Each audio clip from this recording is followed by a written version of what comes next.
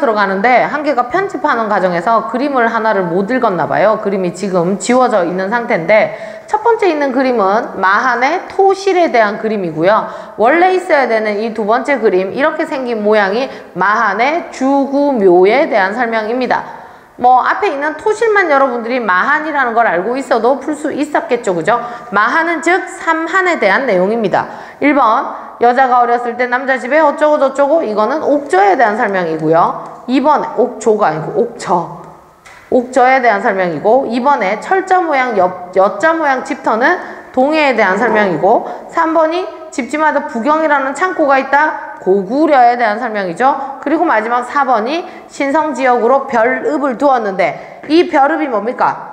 신성지역으로 둔 별읍이 소도가 되는 거죠. 소도라는 별읍을 두었는데 이곳에 입구가 높은 소대에 방울과 북을 매달고 새를 조각해서 표시를 한다. 이게 정답인 거죠.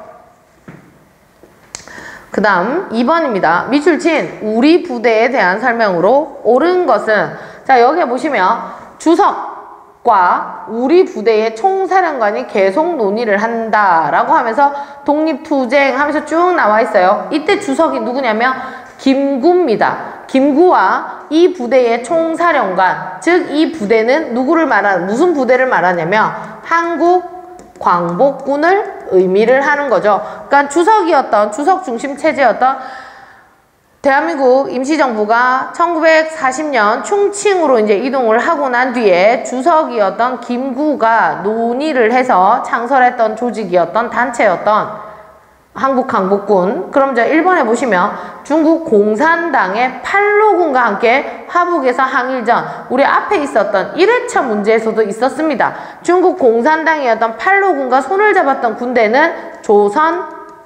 조선의용군입니다. 의용군.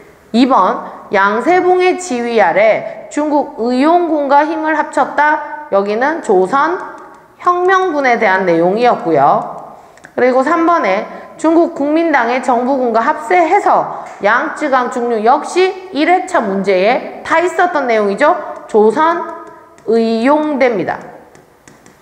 이 조선의용대가 중국 관내 결성된 최초 한인 군사 조직인데, 중국 관내에 결성될 수 있게끔 누가 도와주었느냐? 중국 국민당 총재 장제스가 도와줘요. 그래서 3번은 조선의용대고, 4번이 미국 부대 OSS 부대하고 같이 손을 잡고 국내 진공작전을 하려고 했다가 한국 광복군에 대한 설명이 되겠죠. 자, 그 다음에 3번. 다음은 어떤 협정의 주요 내용이다. 미친 영향을 옳은 것은, 가장 적절한 거. 지금 여기 나와 있는 이 사료는 무슨 내용입니까? 이 사료가 무슨 협정이에요?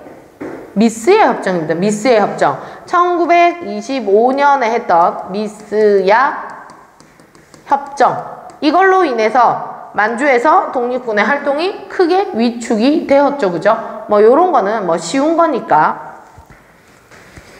사회주의 계열의 독립운동에 큰 타격을 주었던 미스의 협정은 사회주의 계열만 타격을 준 건 아니에요. 그러면 이번에 사회주의 계열의 독립운동에 큰 타격을 주었다는 뭐가 들어가야 될까요?